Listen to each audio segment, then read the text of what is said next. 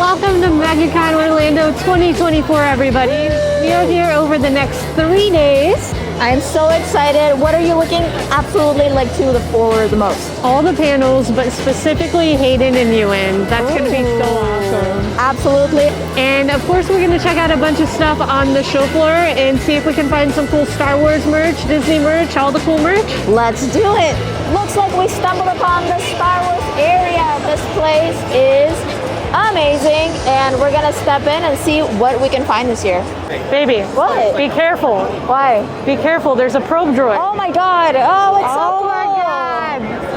It's wow! huge. It's just as big as the one on the on Rise. Yeah. Right? Also, be even more careful because Han's in carbonite over here. Okay, just don't get in trouble because I don't want to see you like this. And he's wanted. Oh, this is awesome! Oh, look! DJ Rex! We have DJ Rex, and we can stop for our blue milk or a green milk over here. Nice. Maybe I think I'm hungry already, and I found this little joint right here. You know, I think I'm gonna go for the blackened gort. I don't know what that is. Me you can either, have some frogs though. There you go. See, deep fried Nuna legs, whatever that means. But we're gonna sit right there. We're gonna munch down. I'll just stick with the Melu run. You know what? You could just get the salacious crumb right there. This is a cool area, baby. Look, I just noticed R2's on the back of the land speeder. I love how he's taking a little nap too. Yep, with 3PO back there. The Jawa's about to like steal this pit droid, I think. Right? And he's getting some work done on that speeder bike. As he should be. This area is so cool. There's so many cosplayers around, and you really feel like you're in the Star Wars universe right here in the middle of Megacon. We have Wrecker coming out over here. He looks so good. We found an awesome Wookiee. Oh my god, too cute. Check it out, a cool DJ area. Oh my god, this is so cool, babe. This is awesome. Oh my god, I just got it. It's a Droid Bar. It's a Droid Bar. That's so because cool. They're not allowed in normal bars, so they have to have their own. Poor guys, you know, they just want to get some drinks. He's a good singer over here. Wow. This is so awesome. Can I just say that I love that the battle droid is the singer tonight? I know. Just look at him go, he's rocking it.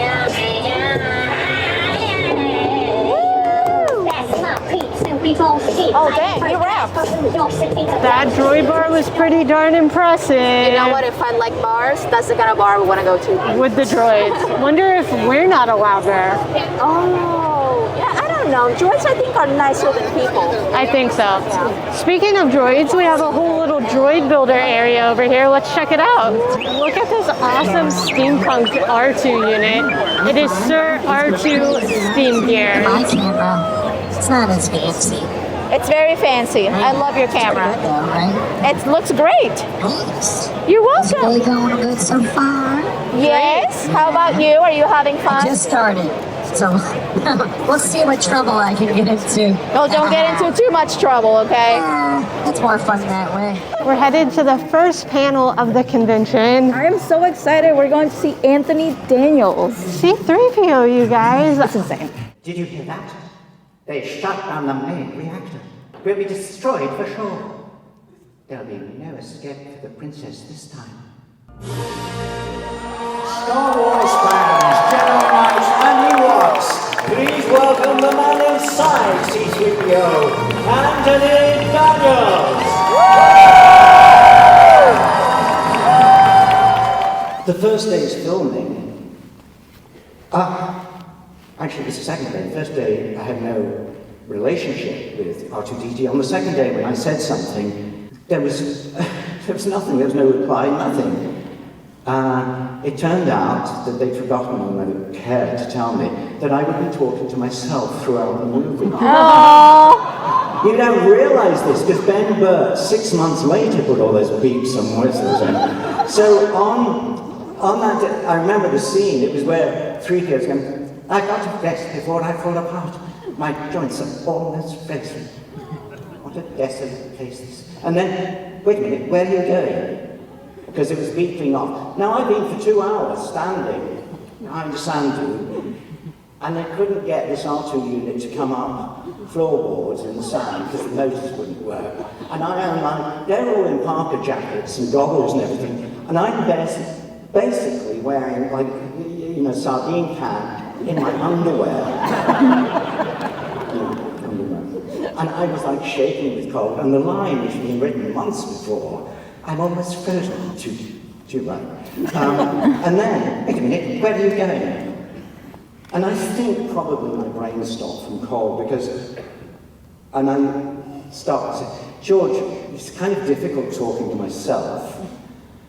Could somebody make a noise when I finish my line so that I can logically go to my next line and reply to whatever it's meant to be doing?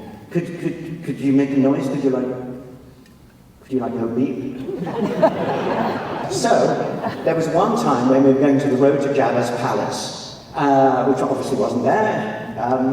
So we're in Death Valley, a tiny little thing, we'd been in a tiny aircraft. There was about 6 or 8 of us there. And I'm rehearsing as they hid the camera in a glass-faced camera box, because that was going to be a matte painting. And I'm rehearsing, checking out the rocks and everything, and going, Lando Calrissian never returned from this awful place.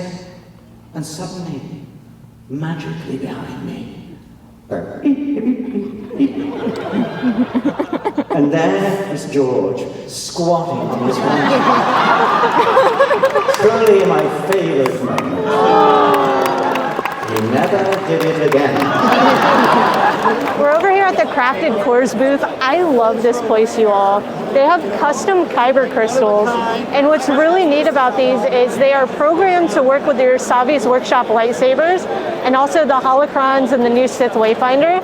So they actually have built-in programming for voice lines, separate colors, and they have some cool crystals. This is the Obi-Wan Kenobi one. What's really neat about this Obi-Wan crystal is it's solar powered, so it will light up in the dark and it glows like a blue.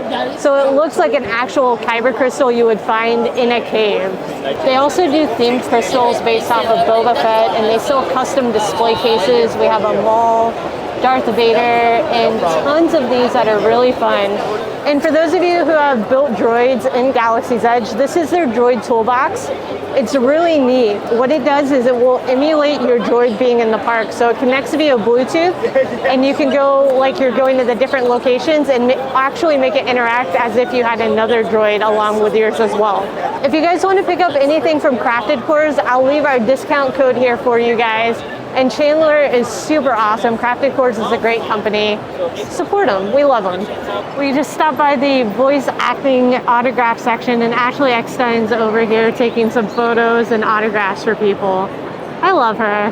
I know. We just saw her at the lightsaber meetup too, where she actually showed up for the meetup itself and got in the picture with fans, and she was like the sweetest. So I'm really excited to see her here with like people, you know, like bought her autograph. Yep. Like people love her. I think the droid's a fan of Ahsoka, and he's trying to get a signature. Oh my God! You know what? It's not fair because he's got the Q factor. That's true. I think free autograph for the R droid. Artist Alley never ceases to be an amazing spot to find new people that we love, and we just found a new one, David Lee Conley.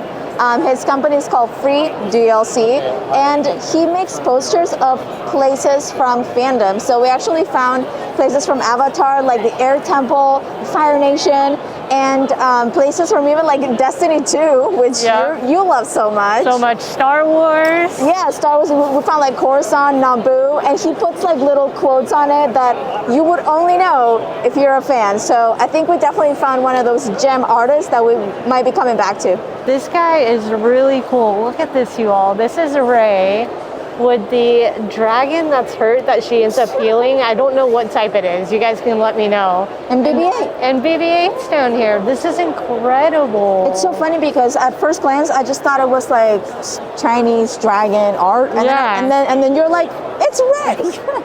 It's so beautiful. Watercolor is like one of my favorite type of art styles, and it's so cool to see it actually be done. Yep, that would be like a personal bucket list thing right there, is to have an original watercolor art. Look at this beautiful pencil art in here, you all. These are all hand-drawn. He has tons of them. And what's really cool, here in the booth, they list how many hours. So like this took 75 to 80 hours to work on. This Tony is one of our favorites, 30 to 35 hours. And I thought this one was really cool up here. It's John Williams conducting an orchestra. At the top, you can see all of his famous movies, but in the orchestra itself, you see characters from those films playing the instrument. How neat. As soon as I saw this, I was like, if I leave without it, I'm going to regret my choices. So I picked it up, he signed it, and he even let me take a selfie with him. Kevin from The Bearded Artist seemed like such a nice, talented guy. And honestly, like, for me, his art just has like a depth. Life to it. Yeah, like Look very at his realistic. eyes. There's a lot of, graphic artists and pencil artists here, and they're all equally talented, but something about bearded artists' art really connected to me. So I'm really excited to hang this up somewhere. We are standing in front of the Brent Woodside art booth. We have so many of his prints, and we actually just got to meet Brent. He's right behind me, which was really cool. We were walking by and we're like, is that him? And we introduced ourselves and said hi, and it was really neat. But we were looking through some more of the Star Wars prints, and look at this from the Ahsoka series. You have Ahsoka here, the Clone Wars, Anakin, and then when he flashes and turns into the shadow of Vader. I love that one. And a couple other ones that I thought were really cool is this Ahsoka and Rex right there. And we have another one from the Ahsoka series. I really like this when Ahsoka is finishing her training with Anakin.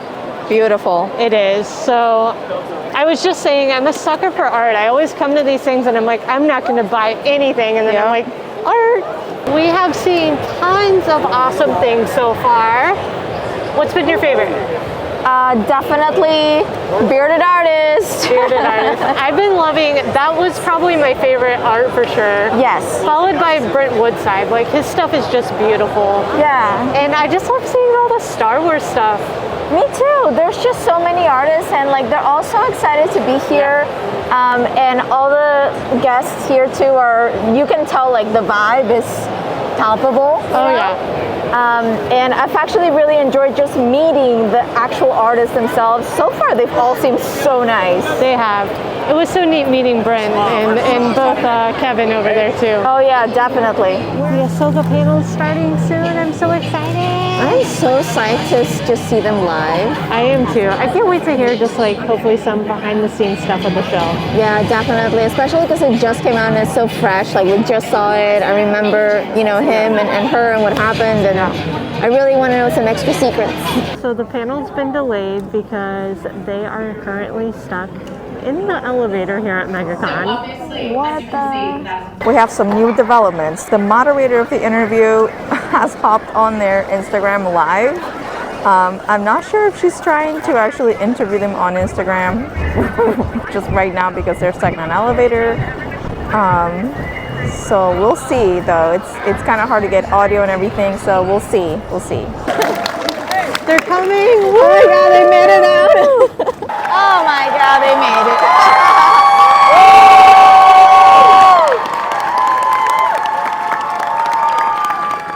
Thanks for waiting. Who's on the live? Who's on the live? Oh! Okay! We recently got an announcement about Ahsoka Season 2.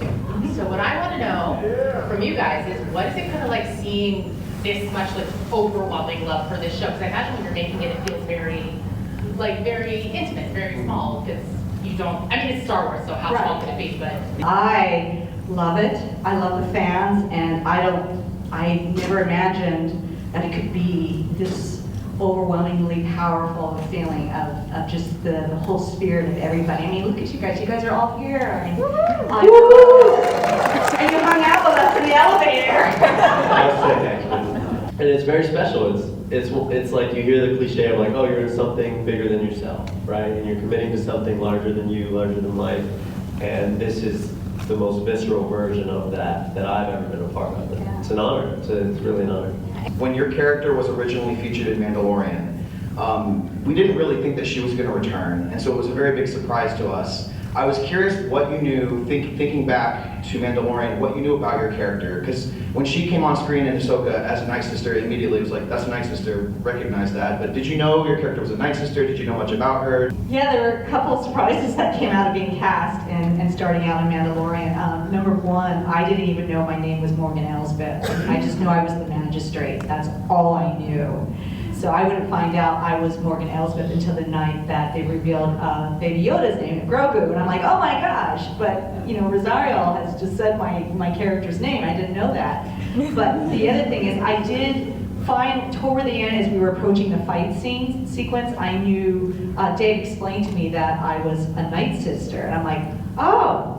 And that's when I was doing my own homework and research on Ventress, and I was looking at clips from Jedi Fallen Order. I just wanted to understand a little bit of Dathomirian or Night Sister culture. I was going back and reviewing the Clone Wars, and yeah, it was quite amazing. But I had no idea how this would unfold. I didn't even know that there was going to be an Ahsoka show. I really didn't. So it was a mystery, the whole process. And then on the day that I had to film my fight scene, I had no idea that George Lucas was going to be there. And you want to talk about pressure. Rosario and I were like, oh my gosh, there's George, So there was just all these amazing moments where I understood the importance of this moment, this character, and what Ahsoka was going to potentially mean for the franchise and for the universe. And when I finally was asked to do Ahsoka, I just thought, wow, and that they were going to continue on this character. I was just thanking my lucky stars. So that was my process through it. Quick story, because we're rapid fire. First time I held one, screen test, and I'm on my mark, lights, and they're checking everything, and then Josh from Props goes, do you want a lightsaber? I'm like, oh dude, is this the moment? Of course, this is the moment. I'm like, okay, please, yeah. I thought I'd be good at it right away, wasn't good at it. So he hands it to me, and I have it in my hand, and I'm like, okay. And then I think there's a button, I thought. So I push my thumb into it, and it turns on. And I'm like, oh my God, right? So I'm having that magical moment, and then I realize, like, I actually don't know how to do this. I need to train. And then I'm, having that moment, pictures and poses, and I'm getting into it. And then 5 minutes goes by, and I'm trying to turn it off, and it won't turn off. And I'm like, oh shit. That's great, I just got it. And I'm trying to turn it off, and Josh goes, you want it off? I turn it off with my iPad. So keep in mind, I'm in all these lights and it's dark, so I'm like, you turned it on? He was like, yeah. I was like, but I have my thumb. He was like, I was watching. I was like, oh. But in my experience, my first time, I turned it on. I didn't know. To me, it was like perfect. I mean, he's really good at it, timing-wise, because I felt like, oh, I turned that on, So that's my first experience. Getting to learn how to use it, so fun. It's very much like tennis to me, but thank you for the question. Thank you both. Of course. We're on our way to our Book of Boba Fett panel with Ming-Na Wen and Tamara Morrison. We're so stoked.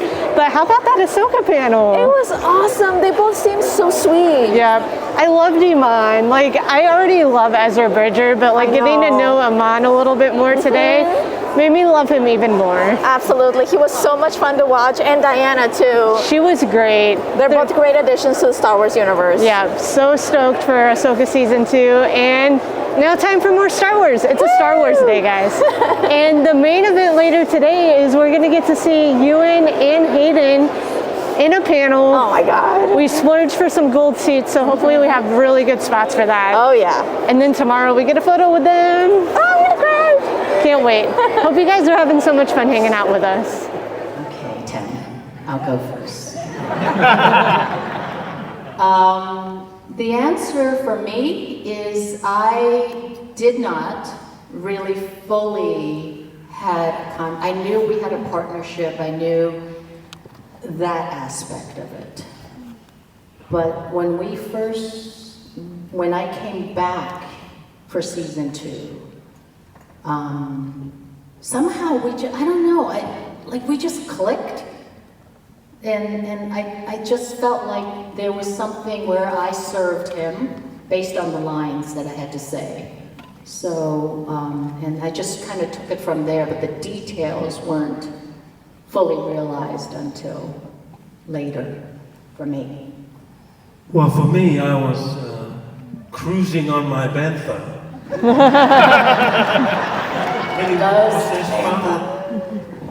And then I got your ass out of the sand. You were buried. I said, who is that? I hopped off my bantha, dug some sand. It's Fennec Shan. What are you doing down there? Get on my bantha. Let's go to the cantina and have a drink. And then we ended up... I didn't have guts. No, we had to go to the modifier first. That's right, you had to fix me first. That's right, you were in a bad shape. Bad shape. You owe me. We still owe the bill to the modifier, we didn't pay him. And I don't know what happened, but it was just a wonderful thing, really. Fantastic thing. And then we just sort of, it was lonely on the sands anyway, so I thought, my only friend was my bantha, so I'm going to keep you around. For me, you know, it was really cool to be 13 years old and be on set of the Star Wars film. They showed me this picture of me being Boba Fett in this beautiful armor, so I was super excited to be able to come and dress as this character that they showed me in a book. And then they gave me a blue jumpsuit and then this beautiful armor. I'm like, what the hell happened here? Where's the parts? So, it was just wonderful. I think Ming said the same thing. Working with Tim, he just enlightens your life and your experience on film and makes you relaxed. I gotta give most of the credit to Tim for helping me to bring Boba Fett to life. He told me to call him Dad, which I didn't have one, so I didn't know what that was like. But I call him Dad, he calls me Son, and he's truly been like that since. Look at the Loth cat, you all. He is so cute. He is also very expensive, but probably worth every penny. This is from Hyperspace Props, and this is their new Loth cat we saw online, and we were walking by, and we thought it was really cute and wanted to show you guys. So we're opening pre-orders for our Loth cats. We've got this custom painted one to match the exact designs that are in Ahsoka. We've got two different versions. We've got a closed mouth and an open mouth version. And then everything's custom made. So it's a custom 3D printed shell underneath with a posable head, posable ears, posable tail, and then there's the two custom face plates, and then underneath it are custom glass eyes that have a little hint of blue, just like you see in Ahsoka. And then we've also got a full white version like Ezra Bridger. They also have tons of beautiful coins and customizable, they made Sabacc sets. And these are really great if you ever want to feel like you're in world while you're playing a game of Sabacc. Their coins are absolutely gorgeous. Baby. Yes. What did we find? We found Adoradroids. We saw these guys last year when we were here, and they are customized, custom painted droids. Look at her go. And they are all so beautiful. The level of detail that some of these have are just, it blows my mind. Like, you can tell this took like hours upon hours upon hours. We love Adoradroids. They are adorable. They're adorable. You took the words right out of my mouth. Sorry. They really are adorable droids. Those, I think I have to get one eventually. I know, we saw them last year and you were kind of regretting you didn't buy one, but also they're pretty up there in price. Yeah. Totally worth it. Oh yeah. But you gotta come prepared. We found some Star Wars Funko Pops and old vintage action figures and games too. Let's take a look at some of these Funkos though, because there's some I've never seen. Look at the Savage. Oh. He's on a mountain or lava, maybe on Mustafar. Has Savage been to Mustafar? I don't even remember. Me either. We have a Luke versus Vader. These are baubles. I like them. And then this one's really neat. This is Count Dooku. I think this is a Mustafar theme because they have the lava. How cool is that? And then look at this down here, you all. We have this old vintage, like 1998 Star Wars game. Yeah, this is a cool find. It's Escape from the Death Star. It comes with a couple action figures, so you have Luke in his trooper outfit. Yeah, definitely Luke. Luke in his trooper outfit, and then Vader. And it comes with little characters that you move around the board. I have no clue anything about this game, but I thought that was a cool little find. And then a couple other things are the Tanty 4 corridor. This is a Kenner toy. Lego's starting to make some of these corridor scenes that are really cool too. And then this just caught my eye. I have no idea what this is. It's Darth Maul, I think. Oh, an action figure. Oh, yep, there he is. I love Darth Maul. And then hold on. Leia, Princess Leia. That's very Padme-ish, isn't it? It is, definitely. Look at this Padme Amidala, and then we have Obi-Wan's Jedi Starfighter. And look at this, Emperor Palpatine with his lightning. Oh, he's doing the bzz bzz. Baby. What? Baby, I found Anakin. Oh, your boyfriend. I love this. So just Clone Wars Anakin's my favorite Anakin, and I don't think I've ever seen this toy anywhere. Awesome. The cool thing about the show floors on the convention is there's so many different things. Oh, yeah. You know, it doesn't run out. It's like a candy store in here.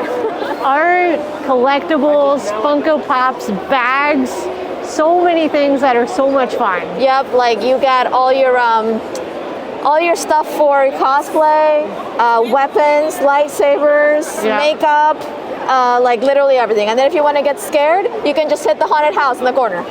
One of my absolute favorite fandoms is Avatar the Airbender, and we found Appa! Oh my god! He is legit life size. He's so cool. And baby, what? My cabbages! This is amazing. Like, I was just so focused on Appa, and then I was like, green, wait, cabbages. I love it. And Estella pointed out too, over on the side, Momo's hanging out over there. Yep. With a bunch of different weapons and more cabbages. More cabbages. Yeah, I love it. I love his tail. Like, it wraps all the way around. We just finished up the Book of Boba Fett panel, and now we're waiting for our Jedi double feature. I know. We're going to see Hayden and Ewan back to back tonight. Look at all the lightsabers. Now I wish I had brought mine. So cool. So many Star Wars fans in one place. I know, right? Where would you rather live, Cloud City or Naboo? Oh, Naboo, hands down. Cloud City or Naboo? I'm curious to see what they're going to do. So we're playing this game with, it's going to be Even with the Ewan and gifts aren't Hayden, so they're going to loading, so answer that's, too. Who would you rather train under, Yoda or Obi-Wan? Obi-Wan. I know. Like that. I'd rather train with Yoda. No, Obi.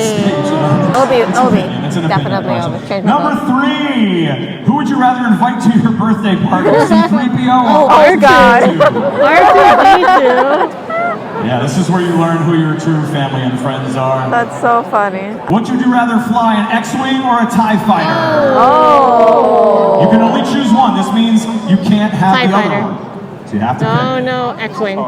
X-Wing or Really? TIE They're fighter. prettier, but the TIE fighter sound TIE fighter. Go with the TIE. All right, let's take a look at the results. I was trying to go with that too. And 71% said X-Wing, 31%. It's always the people that pick the Empire that boo. People that pick the Rebellion.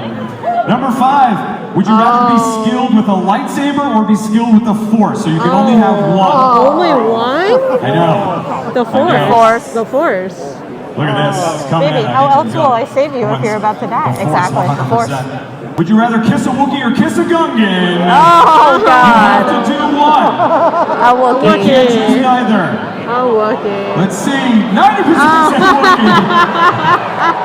Yeah, they got a lot of saliva. Could you imagine having to kiss a God, bath? no. But the Wookiees have a lot of hair, so you're choosing hair versus saliva. All right, number 7, better hair. Anakin. Obi-Wan or Anakin? Obi-Wan or Anakin? He has the Vote best now. hair. He has it's got the beautiful wave. Vote now. Is it going to be Obi-Wan? Is it going to be Anakin? Oh, it is close. We're going to ask them both and see what they say. I feel like I know which way it's going to go, but we'll see.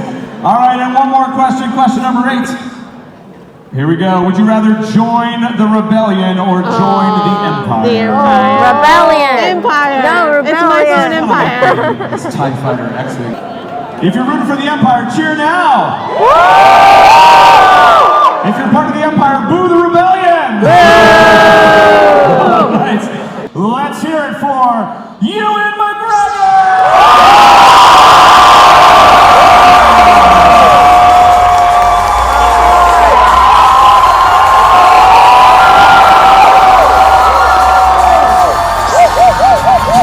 Just talk a little bit about returning to the character of Obi-Wan for the Obi-Wan series. Yeah. Well, I was lucky to see it. I was lucky to see it first alone because I was a producer on the show too. Sure. And so by the time Deborah had finished them, I went to see. So I went down to see the first 3, Mm-hmm. and I went down to where we shot in the studio where we shot the series, and met Deborah, and she sat me in this little screening room, and then pressed play and left, you know. So I just watched 1, 2, and 3 alone, and it was awesome to see. I mean, it was just incredible to see, but because I was so thrilled with her work. She's so talented, Deborah Chow, our director. Yeah, let's give it up for Deborah Chow. And she directed them all. You know, it wasn't usually in television series. There'll be a director will maybe direct the first 1 or 2 maybe to sort of set the tone, and then often that's it, and then other directors come in. But I was so thrilled that, and I wanted to have just one person's vision. And my God, she's so brilliant. She knows the world inside out. She was always telling me what was what about, you know, like things that I was supposed to know about the world. You know, she's keeping me right. That's funny. Was there something that you kind of came back to, or that you forgot, all the time? Names of planets, names of droids. Yeah, and names of everything. No, she was brilliant. And but when I watched the last 3, I did the same. So I went away. They weren't quite finished. I watched the first 3, and then I came back some weeks later, and again sat alone. But I was like the 6th one really got me. You know. Yeah. I was just sitting there with tears rolling down my face watching it. I was so touched by it. Oh, and so were we, of course. So pleased. So happy. Just so happy to be that we managed to do it, and also that we did it like that. Like I feel like we could have, you know, there's always it was originally going to be a movie, and you know, I've often thought, well, should it have been a movie, but I kind of think it's great that we did it that way, and it's a longer story, and hopefully it's more satisfying as a result. We were very close when we shot the prequels, you know. Sure. I mean, I'd done the first one, which Hayden, of course, wasn't in, and then we shot the first one in London. And then they moved the whole shoot to Australia, where we shot the second one and the third one. And so Hayden arrived, and I just was so impressed with him right off the bat. He was such a serious young actor, and he just had so much thought about it, and he talked about it in a deep way, like he was really trying to mine it for everything that he could get out of it as an actor, and I really admired that about him. And we were shooting away, you know, I didn't live in Australia, neither did he, so we spent a lot of time together, and we would just have this, and we spent a lot of time learning these fights, and I just love him to bits. And then we hadn't seen each other for a long time, so when I knew that we were going to be doing this series, and I'd met him by chance, during the lockdown, I met him somewhere, and I was able to say, look, I think we're going to do a series of Obi-Wan. And at that point, we didn't know exactly what the story was, I had no idea if we were going to, so I wasn't able to say, you know, I want you to be in it or anything like that. It's because I didn't know yet where the story was going to go. And but then when I did know that we were going to ask him to do it, God. And then when we got on set, I mean, I've never seen so many people on a film set in my life. I was like, man, that's a lot of people. There's a lot of people on this film set today. what's going on? And then I turn around and Hayden's coming on. I'm like, I see, because everybody was there to see him. I think I'm right in saying the first thing we shot was the flashback sequence in episode 4. And so we were also like, we looked like we did in, I mean, we had dots all over our face, so we could maybe do a little bit of making us younger. But apart from that, we were in the old costumes, you know, and then we were doing that fight that was just great. So yeah, it was an amazing experience, and it was like, what I love about shooting it also was that when the crew for the Obi-Wan Kenobi series were real fans, you know, like an awful lot of people that work in Star Wars now are fans, you know, and that wasn't the case before when we made the prequels, but I loved that. So there was like a real buzz whenever we were together. For the duel on Mustafar in Revenge of the Sith, who obtained the worst injury during the rigorous choreography, or did anyone? We always got our knuckles hit smacked. Yeah. I mean, it's just par for the course with that kind of thing. But what's interesting is this sort of, we could talk about it, but how the swords have evolved. For sure. And when we made the prequels, we had a guy who had like a cart. He had like what? Somebody named Thomas. Thomas. Is it yeah. Thomas? Thomas, the lightsaber maker. Is he here? Thomas? They were made of some sort of alloy. They were metal. For sure. And they would bend after every single take. And when Hayden and I were fighting each other, often didn't make it through the take because we just went at each other so hard. And that they've changed now. So now they have actual swords that light up, which is what gave us those amazing lighting changes in that end scene in the series. By chance, as we were rehearsing the scene, you know, we had our swords here, and his face was blue, we were blue. Someone get that phone, will you? And then as we moved over here, our faces turned red, and it was just like magic, you know. We were like, oh my god. So but they don't fight as well as the old ones do. They have a tendency to sort of go, sort of like, it just isn't quite as satisfying as when they used to go, but we would always catch each other's fingers because they don't have George, in his wisdom, decided not to give them a hilt. Most sword designers in the world, you know, throughout history, have put a hilt there so that you don't get your knuckles wrapped. I mean, the first one was the accent. Like I went to do some castings with Deborah, and we read with several different actors for some of the roles, and it was months before we started the shoot, but I went down, we did it on the set of the Mandalorian set on a Sunday when they weren't working, so we had a bit of a set there, and I went down there on a Sunday morning, and I was taken to a dressing room, and there was like Obi-Wan's clothes hanging up, like, so I guess not my old costume, but it certainly looked like some of it could have been. And so suddenly I was putting all the costume back on again and looking in the mirror, going, wow, it's been like a long time. It sort of hit me in a way that what I was about to do. And then I went on set, and I hadn't really given it much thought. I just thought, well, it'll be all right. And I got on set, and it was just not, you know, these poor little actors who were reading for all these other roles, and I was just like trying to do the Obi-Wan. Obi-Wan. It was just coming out like some posh English guy, and nothing at all like Obi-Wan or Alec Guinness. And so that was the first challenge. Was like, oh, I see. I've got to remind myself, and that's what I always did in the prequels. Was I just sort of watched Alec Guinness all the time, and not only just in Star Wars, but in all his early films. All of the fans in this room before the panel, 8 questions. People are already just, about Star Wars things. Now, there's no wrong answer.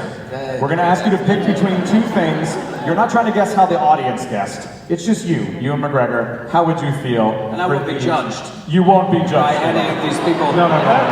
Where would you rather live? Cloud City or Naboo?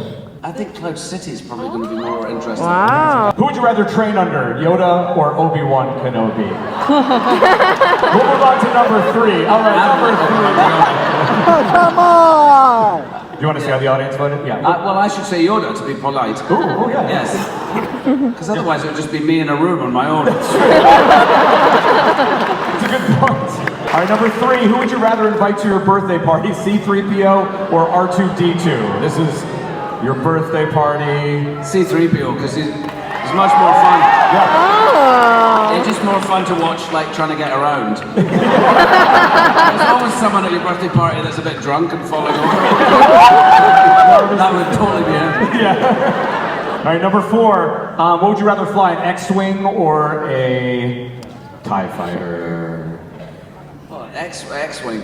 All right, number 5. Would you rather be skilled with a lightsaber or skilled with the Force, so you lose one ability? That's not a choice. That's the same thing.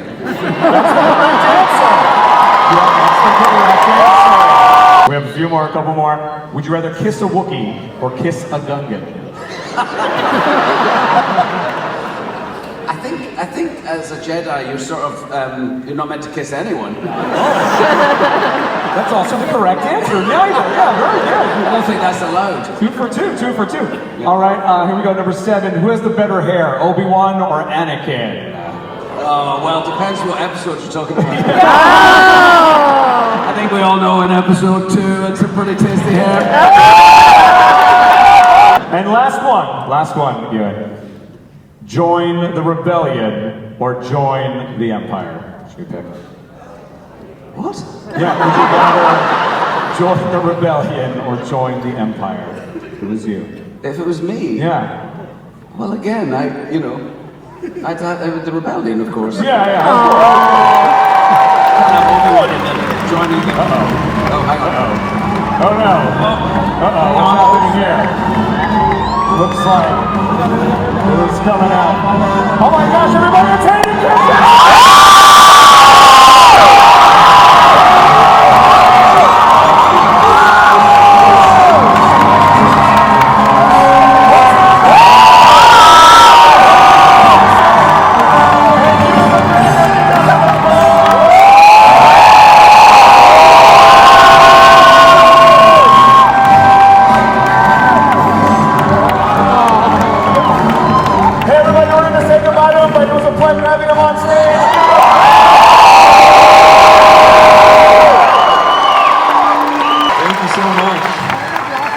Ewan and I were backstage earlier talking about just how nice this event has been and how much we've enjoyed getting to meet so many of you. So this is very great.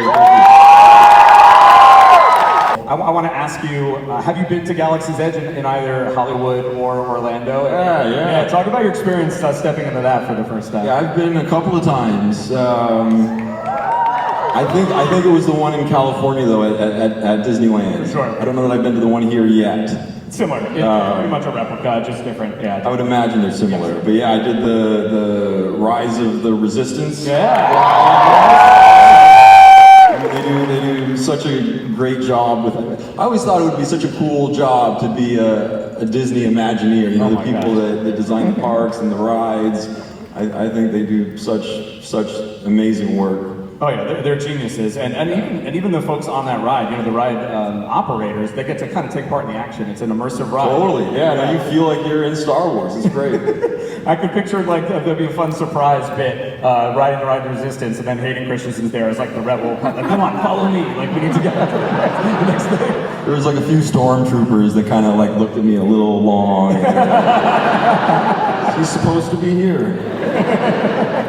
Let's kick things off. As fans, we were so lucky to see you return as Anakin in the Obi-Wan series.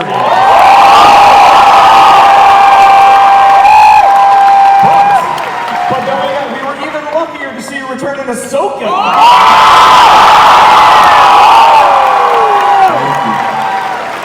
You were touring with us last year, and I knew you had to keep it so secret. You did such an amazing job. Now that it's out there, and we know, right. yeah. Now that it's out there, and we know about it, what is it like getting that double reaction from fans? So this is another wave of fan reactions to your appearance in Ahsoka. I can't tell you just how amazing the whole experience has been for me. You know, coming back on Obi-Wan was incredible. Getting to you know, swing a lightsaber with Ewan again was just a thrill. And then getting the phone call after we wrapped Obi-Wan, I wasn't aware of any other, you know, projects that I would be involved with. And after we wrapped, I got a phone call from Dave Filoni and Jon Favreau.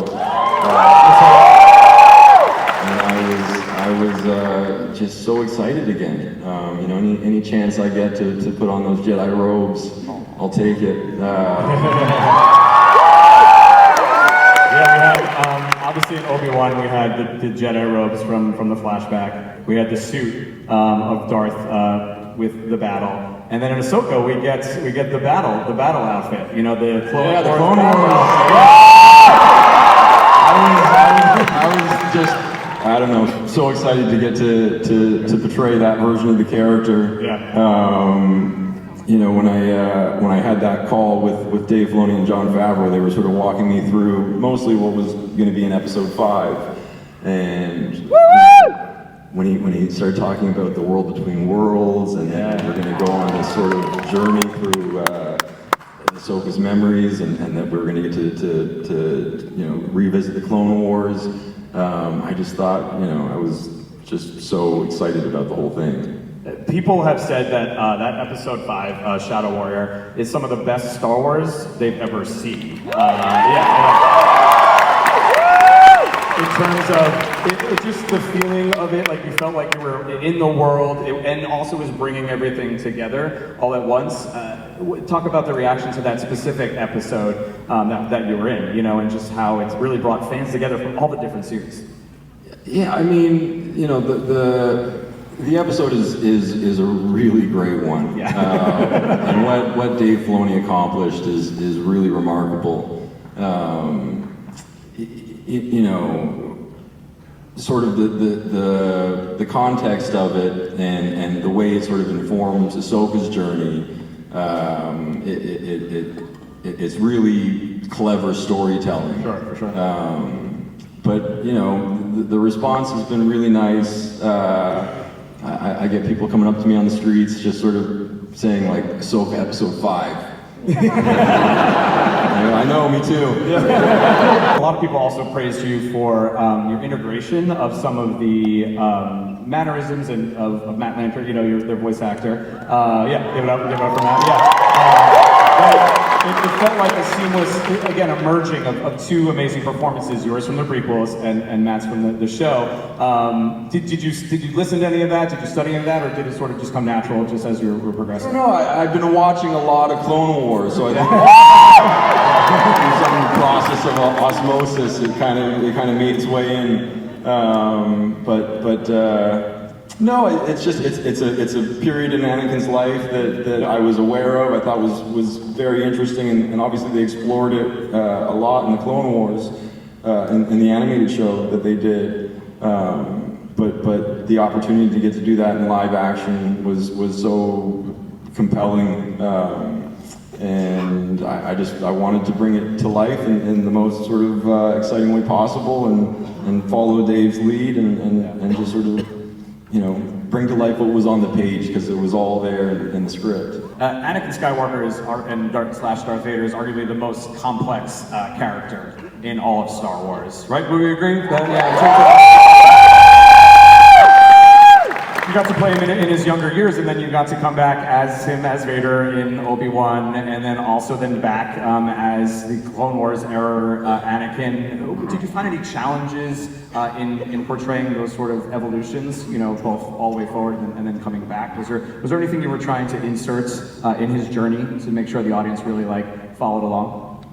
You mean in terms of the work we did in the prequels, or coming back? I guess coming back to it after the prequels, yeah, knowing that you were kind of bridging the gap timeline-wise. You know, yeah, definitely. When we were doing Obi-Wan, we did the flashback sequence, and that was kind of like old hat. Like we'd done that before, and so that was just good fun.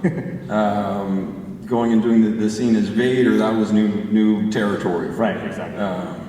And then the same is true of Ahsoka.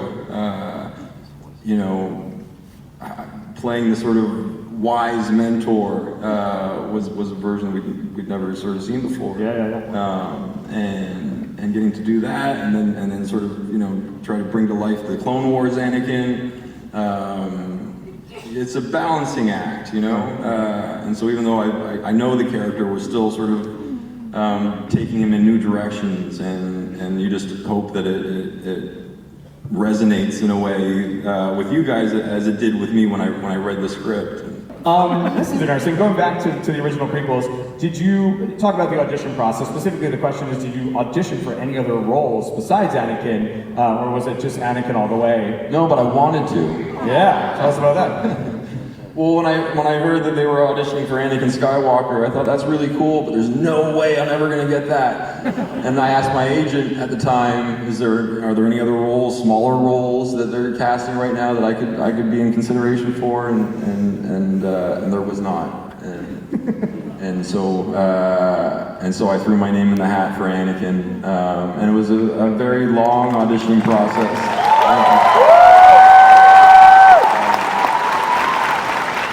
That went on for a few months, and I don't know, all throughout that process, I never in a million years thought that I was going to get the role. Yeah. And I think that really helped me, because I was just able to enjoy it a little bit more, and you know, I remember going to meet George Lucas for the first time at the Skywalker Ranch, and I was just so excited to get to be there. You know, with no concept of you know, maybe getting this role, but just hopefully that I would get like a souvenir or like a free mug or something. You grab something, put it in your pocket. Yeah. It's funny that you say that you weren't, was it that you weren't interested in that character and was hoping for something different? When you say you didn't initially put in for Anakin, or, yeah. No, it just seemed like too big of a role.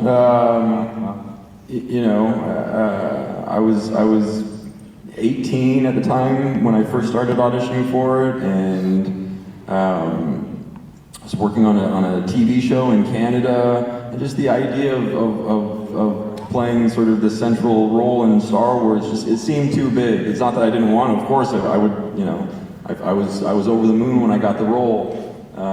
But yeah, my point being is just that I think, you know, when you don't take things too seriously and you don't sort of focus on the outcome of things, it helps you, you know. If Obi-Wan didn't have the high ground, do you think he still would have beaten Anakin? No, it was all about the high ground, obviously. That's the premise of that scene there, you know, and I always thought about it, you know, that like in episode 1 when Obi-Wan is fighting Maul, Maul has the high ground, and Ewan is down, and he does this amazing move, looks over him, you know, cuts him in half, and so I assumed that would have been something that was like, you know, folklore sort of level status, legend status, you know, at the Jedi Academy, everyone talked about it, obviously. So then when we got, you know, when I'm confronted with I have the high ground, I'm sure that Anakin was in the back of his head thinking, oh, I'm gonna show him. Or live in Naboo. Ooh, well, I've been to Naboo. Yeah. Naboo's quite nice. I would go back to Naboo. Naboo was the winner. The winner? Was the winner. Yeah, good choice. Would you rather train under Yoda or train under Obi-Wan? You, yeah. Obviously Obi-Wan. Obi-Wan. Tell the audience that was the winner. You're having a birthday party. You can only invite one. R2-D2 or C-3PO? Who do you invite? You always make me choose. I always make you choose. It's your scenario though. It's a birthday party. So who's going to be the most fun at your birthday party? I mean, I feel bad for, you know, Anthony Daniels is a real, you know, he's in the suit. Yeah. So I feel like I need to pick C-3PO. C-3PO, very nice. But R2's my guy, right? Yeah. R2's there, R2's. I'm not choosing. Yeah. Would you rather fly an X-Wing or a TIE fighter? You can only choose one. Yeah, TIE fighter. Would you rather be skilled with a lightsaber or skilled with the Force? Definitely skilled with the Force. Use Jedi mind tricks or like cool twirly behind your back move. I think I'm gonna go. What do you use the Force? What do you speak of? Would you rather kiss a Wookiee or kiss a Gungan? I gotta choose. Yeah. Well, if you're gonna do it, you may as well just go for it, and I'm gonna go for yeah. I don't know. See, Jar Jar had that tongue that was like. I'm gonna go with Wookiee. Wookiee was the winner. And last but not least, who wore their hair better, Obi-Wan or Anakin? Well, which film are we talking Because I think it really depends on the movie. Yeah. We're choosing between what you're gonna choose for. Yeah. Anakin's Padawan braid and Obi-Wan's look from mullet. Right. Yeah. Right. Yeah. Well, he wore that mullet really well. Yeah. The Padawan braid I really liked too. I thought that was I was a fan of that. Super cute. Yeah. But I think the ultimate. Yeah, we'll go with the mullet with Obi-Wan. Obi-Wan mullet, but okay, then one more. Obi-Wan mullet versus Revenge of the Sith. Rock hair. Luscious locks. Luscious locks. I'll go with it's the luscious locks. Luscious locks. Megacon 2024. This is your Jedi.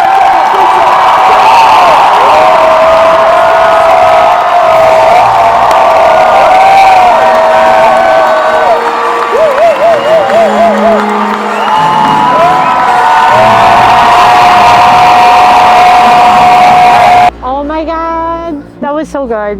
It was amazing. Seeing both of them live on stage is beyond words. Like, it was incredible. I feel like the whole time I just kept thinking, he's right there. I was like, that's Ewan. I know. And Hayden. I know. It was so great to hear their behind the scenes stories. They did a little bit of talking about other projects they've worked on in the past, which was really cool. And I don't know, it's like it's literally my two favorite people in the entire world. All in the same place, back to back. It was a overflow of amazingness. It was. So exciting, so glad we did it. We had a green seats, which was really nice. Yeah. And tomorrow we have our photo op with both of them. Yes, we do. I cannot wait. I'm probably gonna walk in and just cry immediately like I did last year. Goal number 1, don't cry. The thing is, okay, last year was just Hayden and I cried. He's he's my favorite, he's my hero. Like, if I had to pick one person in the world to have dinner with, it would be Hayden Christensen. Aww. And then But tomorrow you're gonna get the doubly. Now you're adding Ewan McGregor, like Obi-Wan and Anakin in one spot. I don't know if I'm gonna be able to hold it together. I mean, it's the duo. My photo, you might just see tears coming down my eyes. I'll plug it in and you guys can see. It's gonna be like the biggest smile you'll ever see on my face.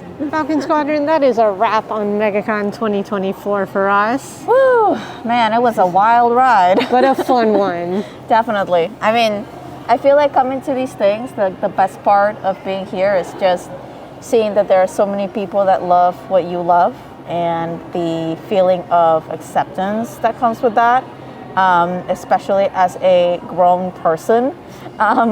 If you are those people, if you have a fandom that you're super passionate about, make sure you subscribe and leave us a comment and tell us what your fandom is, because we want to know that. Reach out to us on Discord or Instagram. We want to get to know you, and we want you to feel included, if it's not anywhere else, right here at Falcon Squadron. If you had fun hanging out with us, make sure to check out the video on the side and continue to hang out with us for some Disney World adventures and Star Wars Galaxy's Edge.